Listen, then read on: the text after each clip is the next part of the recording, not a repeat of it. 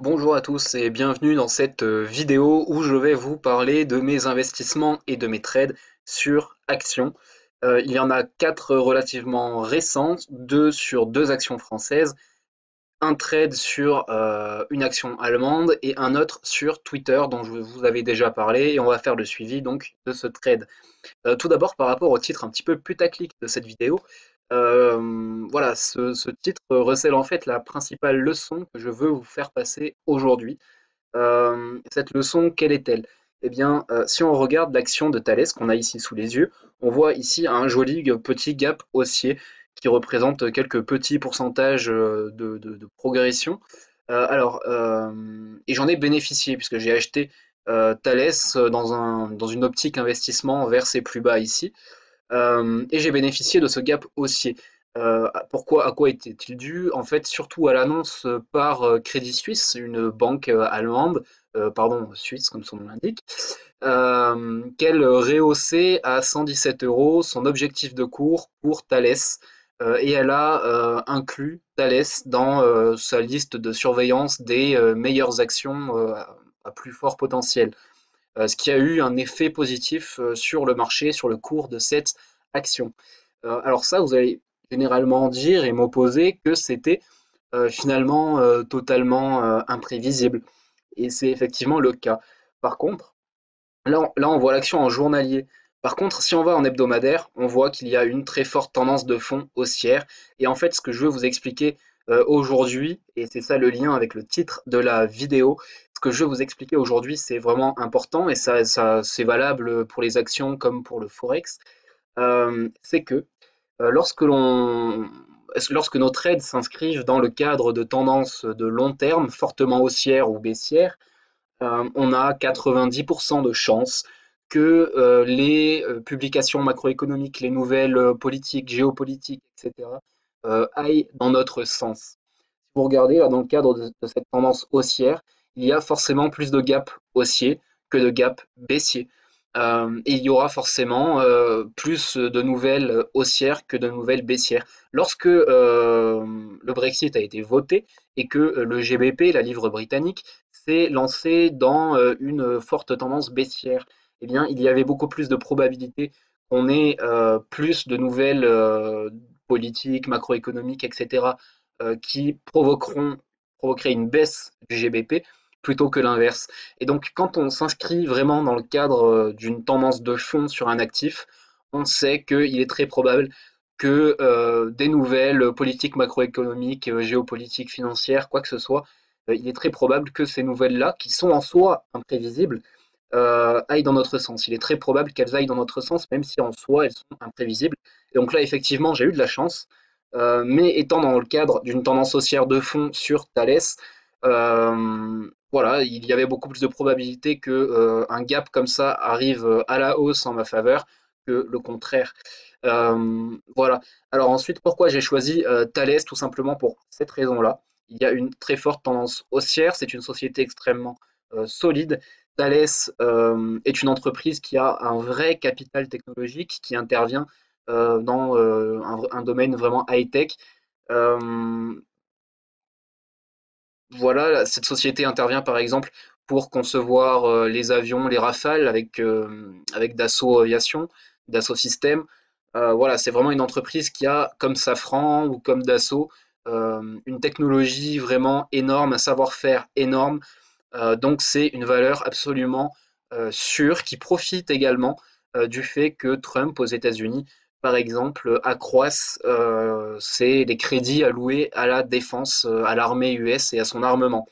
Voilà, donc pour toutes ces raisons-là, je suis convaincu que Thales a un bel avenir devant lui, que c'est une société vraiment solide, et donc j'ai décidé d'investir dessus. Alors c'est un pur investissement, c'est-à-dire que je suis rentré, même sans regarder le graphique, je suis rentré vers là, vers ces jours-ci, mais j'ai même pas regardé le graphique, le point d'entrée, je suis rentré comme ça une fois, voilà, sans setup particulier, et étant intervenu dans le cadre d'une tendance de fond haussière, ce gap ici ne m'a absolument pas choqué, et c'est quelque chose que je vous invite à retenir parce que c'est quand même très important.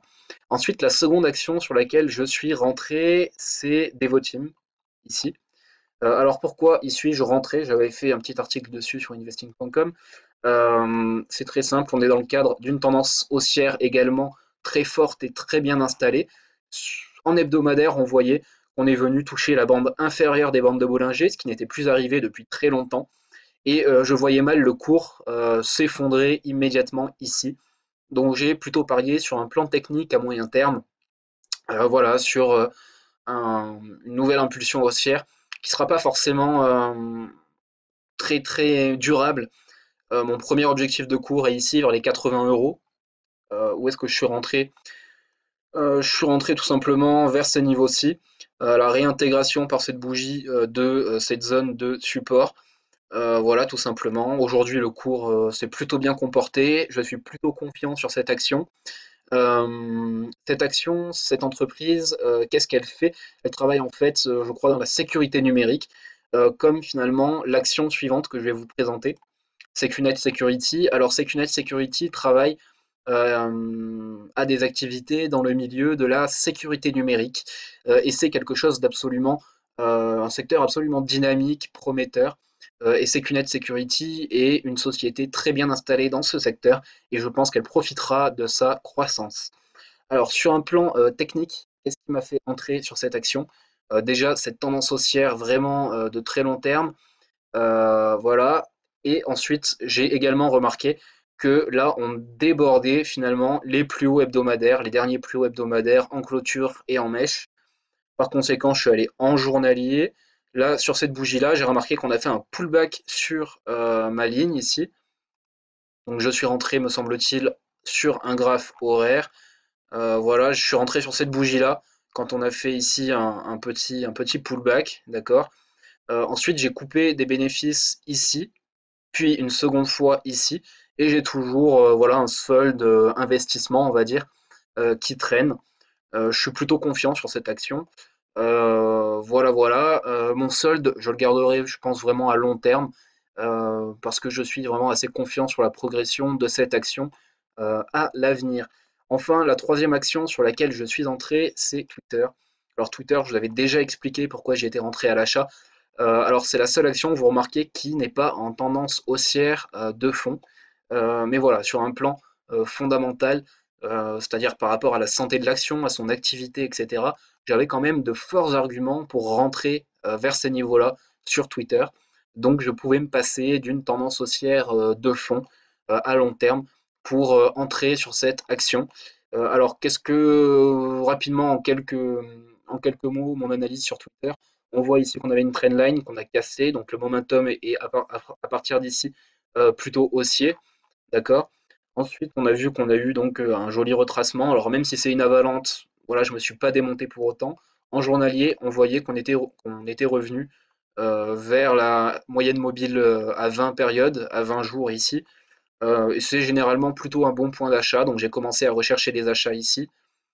Et sur un graphe horaire, je suis donc rentré, je sais pas ce que ça fait là, hop, je suis donc rentré. Mon point d'achat exact, où était-il? Mon point d'achat exact était en fait en 5 minutes, donc on va pas le voir ici. Mais j'étais rentré donc par ici, me semble-t-il. Non, par ici.